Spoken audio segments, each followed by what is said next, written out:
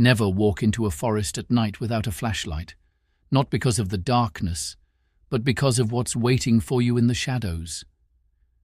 A group of friends didn't believe the rumors. The old stories about the lamplighters were just that, stories. Or at least that's what they thought until one late-night dare changed everything. What started as a harmless trip into the woods turned into the kind of nightmare you only read about, and they barely made it out alive to tell the story. It all started with a dare. Dylan, the bold one, and Zoe, who hated looking scared, were sitting in their favorite diner with Maya and Lucas. The others had left, but Dylan wasn't ready to call it a night. "Let's check out Blackwood Forest," Dylan said, grinning. "You know, where they say the cult meets." Zoe rolled her eyes. "You mean where teenagers go to make TikToks? No thanks." But Dylan wouldn't let it go. "Come on, guys. What's the worst that could happen? It'll be a story to tell." And that's how they found themselves at the edge of the forest, armed with nothing but their phones and a weak flashlight. The woods were colder than they expected, even for autumn. The air had a strange weight to it, as if the forest didn't want them there. "This place is creepy," Lucas muttered, glancing around. The trees were tall and twisted, their branches reaching out like skeletal fingers. "Don't chicken out now," Dylan teased, though his voice wavered slightly. They walked deeper, their shoes crunching on the leaves. Maya tried to lighten the mood. "So, what do these lamplighters even do? Sing songs? Hold candles?" Dylan shrugged. "Supposedly, they summon demons, or, do weird stuff. Nobody knows for sure." "Great," Zoe said sarcastically. "Can't wait to meet them." Suddenly, Dylan stopped. "Did you hear that?" The group froze. At first, there was nothing but the wind rustling through the trees. Then, faintly, a sound reached their ears. Chanting, low, rhythmic, and chilling. "Okay, we heard it. Let's go," Lucas whispered, already turning back. But Dylan grabbed his arm. "Wait, what if it's just some kids messing around? What if it's not?" Zoe shot back. Dylan's curiosity won out, as it always did. He moved toward the sound, and the others reluctantly followed, their hearts pounding in their chests. The chanting grew louder as they approached a clearing. Dylan motioned for them to stay quiet. They hid behind a large tree, peeking out at the scene before them. In the center of the clearing was a circle of people, their faces hidden by dark hoods. In the middle of the circle stood a tall figure holding a lantern that glowed with an eerie, unnatural light. The flame inside wasn't orange. It was deep red, almost blood-like. "Oh my God," Maya whispered. "What are they doing?" Dylan didn't answer. His eyes were fixed on the ground where a symbol had been carved into the dirt. It looked ancient, almost alive, pulsing faintly in the lantern's glow. Then the chanting stopped. The silence was deafening. "They know we're here," Lucas whispered, his voice trembling. "We need to leave. Now." Dylan shook his head. "Wait, just one more second." The figure with the lantern raised it high, and the circle began to hum, not with their voices, but with a strange vibration that seemed to come from the ground itself. The air grew heavy, making it hard to breathe. And then it happened. The ground inside the circle split open, and a dark, swirling mist began to rise. From within the mist came a sound that made every hair on their bodies stand up, a deep, guttural growl. "Dylan," Zoe said, panic taking over. "We're leaving, now." Before they could move, one of the hooded figures turned toward them. They didn't have a face, just darkness where it should have been. The figure raised a hand and pointed directly at them. Their hearts stopped. Whatever was coming next, they knew it wasn't good. "You thought they'd run away, didn't you? You thought they'd escape. But the forest has other plans for Dylan, Zoe, Maya, and Lucas." The moment they tried to turn back, the forest came alive. The lamplighters weren't just performing a ritual, they were hunting. And now the group of friends would learn the terrifying truth about Blackwood Forest and the creatures that call it home. The hooded figure pointing at them felt like a death sentence. It didn't speak, but the air around them grew colder, heavier, suffocating.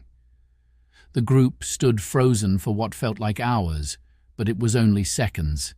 Then, with a sharp motion, the figure lowered its hand, and the circle of hooded cultists turned toward the tree line. "They know we're here," Lucas whispered, his voice cracking. "Run!" Zoe hissed, pulling on Dylan's arm. But he wouldn't budge. His eyes were locked on the glowing red mist rising from the ground inside the circle. It twisted and churned, forming vague shapes that almost looked human, until they didn't. "Now!" Maya screamed, snapping Dylan out of his trance. The group bolted, their feet crunching against leaves and twigs as they ran back the way they came. But the forest had changed. The trees seemed closer together, the paths twisting and turning in ways that made no sense. The chanting started again, this time louder, echoing through the woods as if the forest itself was speaking. The air grew thick with an unnatural fog that clung to their skin and made it hard to see more than a few feet ahead. "We're going in circles," Maya shouted, her voice shaking. She grabbed Lucas by the arm. "This is the same tree we passed earlier, I swear." "How is that possible?" Lucas asked, panic rising in his voice. "We ran straight back. We didn't even turn." "It's the forest," Zoe said, her voice barely above a whisper. "It doesn't want us to leave." Dylan stopped and turned to face them, his chest heaving. "Okay, we need to think. There's got to be a way out. This is just not normal," Zoe finished for him. She looked over her shoulder, her eyes wide with fear. "Do you hear that?" The others fell silent, their breaths fogging in the cold air. At first, there was only the rustling of leaves in the wind. Then, faintly, the sound of footsteps, slow, deliberate and getting closer. Lucas's voice trembled. "They're following us." "No," Maya said, shaking her head. "They're herding us." Before anyone could respond, the footsteps multiplied, dozens of them coming from every direction. The friends pressed together, their backs to each other as the fog thickened, swallowing the trees around them. "We need to move," Dylan said, his voice firm despite the fear in his eyes. "Stick together. Don't stop. Don't look back." They ran again, pushing through the dense fog and underbrush. Branches scratched at their arms and faces, and the chanting grew louder with every step. The air was heavy with the scent of damp earth and something metallic, like blood. Suddenly, the ground beneath them shifted. Lucas was the first to cry out as his foot sank into the soft earth. "Help!" he yelled, struggling to free himself. The others turned to see him sinking into what looked like a patch of black mud, but it wasn't mud. It was alive. Tendrils of darkness wrapped around his legs, pulling him down. "Grab him!" Dylan shouted, diving forward to grab Lucas's arms. Zoe and Maya joined in, pulling with all their strength. The ground seemed to fight back, the tendrils tightening their grip, but with one final effort they yanked Lucas free. "What was that?" Lucas gasped, his voice shaking as he scrambled to his feet. His pants were torn, and dark marks wrapped around his legs like bruises. "I don't know," Maya said, her voice trembling. "But we can't stop. Keep going." The group burst into another clearing, but this one was different. In the center stood a large stone altar, its surface stained dark with something that looked too much like blood. Surrounding it were the hooded figures, their lanterns glowing with that same unnatural red light. Dylan skidded to a stop, pulling the others back into the shadows. "We have to go back," he whispered. "To what?" Zoe hissed. "More fog? More, whatever that was." Before they could decide, the chanting stopped. The leader, the one with the glowing lantern, stepped forward and placed it on the altar. The red mist swirled around it, and the growling sound from before returned, louder this time. The ground shook, and the altar cracked, splitting open to reveal a gaping void of darkness. From the void emerged a figure, tall, skeletal, with glowing red eyes and skin that seemed to ripple like smoke. It let out a bone-chilling screech that sent the friends scrambling backward. "We're not getting out of this," Lucas said, his voice barely audible over the sound of the creature's roar. "Yes, we are," Dylan said, his voice hard. "We just have to—" The creature turned toward them, its eyes locking onto their hiding spot. With a deafening roar, it lunged. The last thing they saw was the creature's massive, clawed hand reaching for them. And then darkness. Trapped in Blackwood Forest, hunted by a cult and a demon, the friends' only chance for survival is to fight back. But how do you defeat something not of this world? Dylan, Zoe, Maya and Lucas thought the forest couldn't get worse. They were wrong.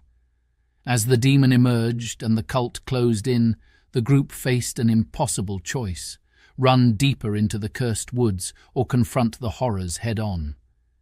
This is the final chapter of The Lamplighters. The creature's roar echoed through the clearing as it turned its glowing red eyes on the group. The friends scattered, ducking behind trees and rocks for cover. The cultists moved closer, their lanterns casting eerie red light through the fog. "We're surrounded," Zoe whispered, gripping a sharp branch she'd found on the ground.